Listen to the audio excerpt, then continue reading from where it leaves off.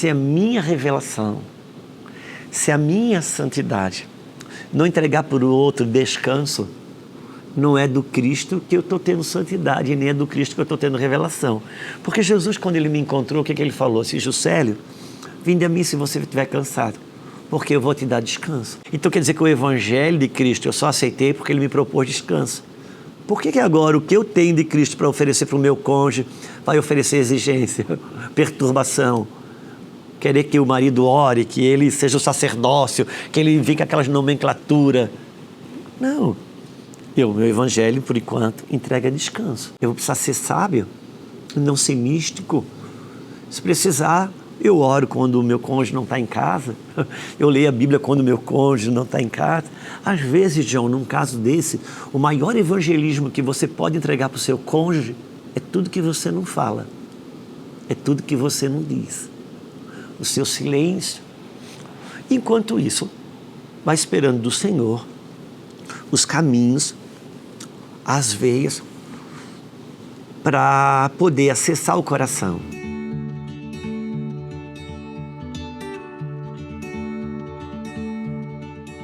Olá, Deus abençoe sua vida, seu coração, seu espírito. Olha a gente aqui para mais um Impartindo o Coração dentro do canal aqui Juscelio de Souza. Por favor, se você não é inscrito, vem para dentro, dá um clique, se inscreve, com mais um clique no sininho, você recebe uma notificação cada vez que entrar um vídeo, uma bênção aqui para você. Então, vamos para a nossa conversação, o nosso diálogo, a nossa troca aqui, no Impartindo o Coração dessa semana. Pastor, uma pergunta relevante aqui. Um cônjuge que é casado com uma pessoa que não é cristã, ele é cristão, mas ela não é, ou ele não é. Sim. Queria que você falasse um pouco sobre isso, que implicações espirituais, como deve agir, como o comportamento do homem ou da mulher deve ser. Bom, John, aqui é um ponto importante. 1 Coríntios, John, capítulo 7, Paulo vai tratar de muitas variantes sobre o casamento. E ele passa por aí também. Então é sempre bom a gente pensar que nós não estamos aqui resolvendo todos os problemas. A gente pontua alguns balizadores que a pessoa pode ter como um balizador mesmo para se comportar de forma eficaz dentro do seu matrimônio. E nesse caso, quando um cônjuge é cristão e o outro não é, um tem a fé, o outro não tem, John, uma coisa que eu me reporto é a parábola do semeador. Depois, se você tiver tempo, você olha a parábola do semeador que está em Marcos 4 e ela também vai estar em Mateus 13. E Jesus fala sobre a parábola do semeador e os apóstolos perguntam, em Mateus 13, fazem uma pergunta: mestre, o senhor pode explicar a parábola do semeador? E Jesus explica a parábola do semeador para eles. Mas explica dizendo: olha, para vós é dado a conhecer os mistérios do reino de Deus, mas para os de fora eu falo em parábolas. Uma outra coisa que acontece no Marcos, capítulo 4, na parábola do semeador, é que daí, John, eles fazem outra pergunta.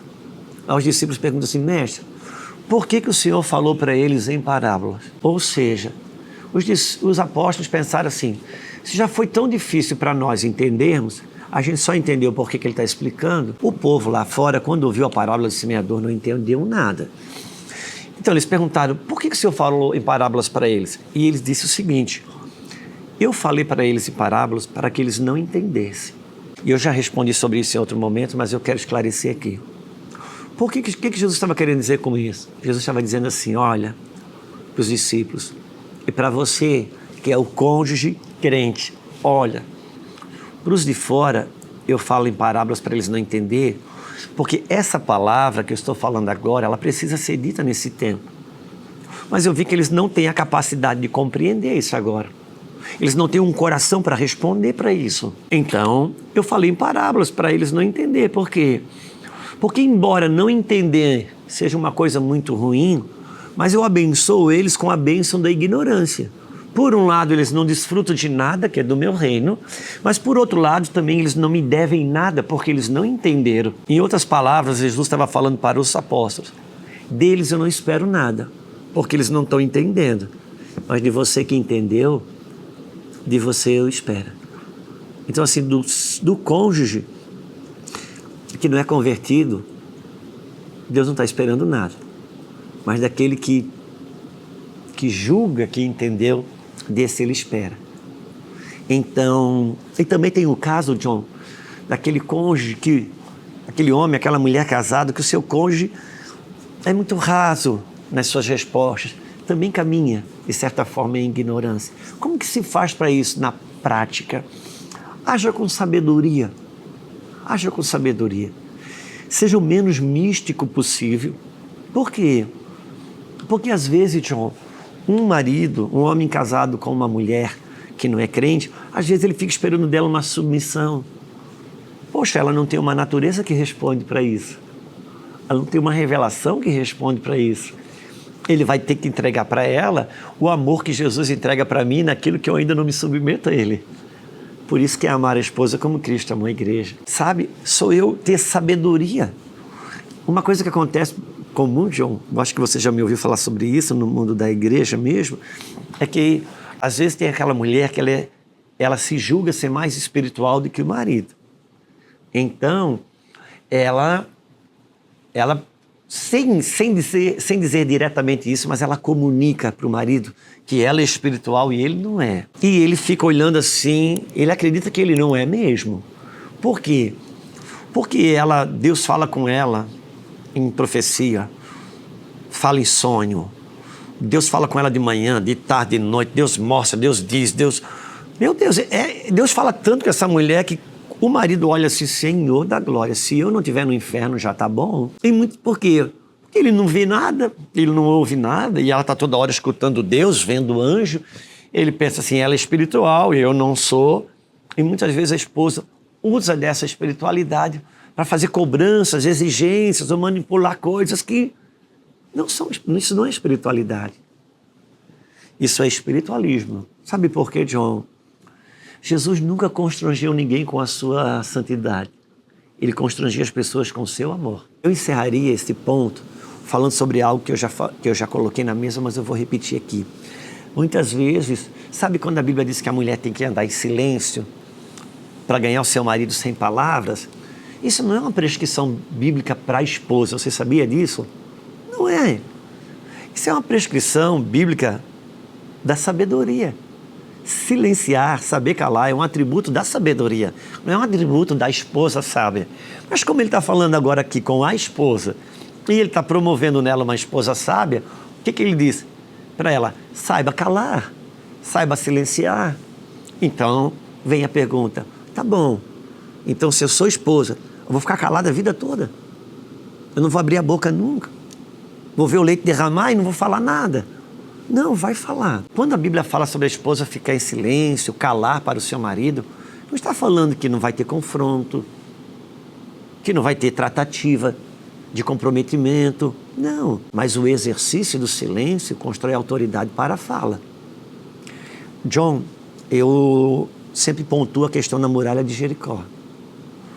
Porque Deus falou, a muralha de Jericó vai ser derrubada com você falando. Você vai falar para ela, ela vai cair. Só que essa fala ela foi autorizada a ser falada no 7º dia. Por 6 dias eles tiveram que dar uma volta em silêncio. Então no 7º eles gritaram e a muralha caiu. A pergunta é, a muralha caiu com o grito do 7º dia ou com o silêncio e a obediência do silêncio dos 6 primeiros? O que o Senhor está querendo ensinar com isso, John? Que quando você é tentado a falar, se você entrega a sua voz para Deus, quando Ele te autoriza a falar, Ele entrega a voz dele para você. Então a muralha, o que é a muralha? É tudo aquilo que parece ser impossível de ir ao chão. Ela cai. A dureza do coração, a teimosia, a cegueira, cai. O silêncio constrói autoridade para no tempo certo falar. Sabe por quê, John? Quantas coisas certas você já falou para sua esposa e deu ruim? Porque você falou a coisa certa na hora errada. O que a Bíblia fala? Como maçãs de ouro, entregue em bandejas de prata, é a palavra dita ao seu tempo.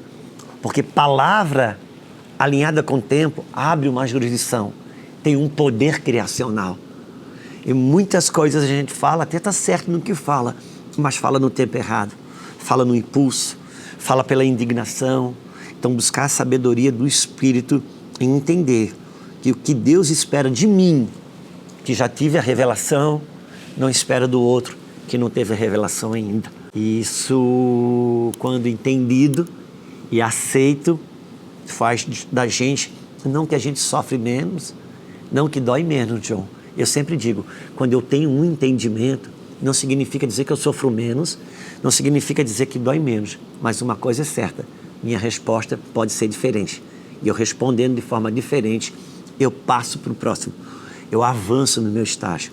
Minha oração é que se você viver essa condição e ter o seu cônjuge com menos entendimento ou menos revelação que você, saiba, Deus espera menos dele. Deus espera menos dele, sim.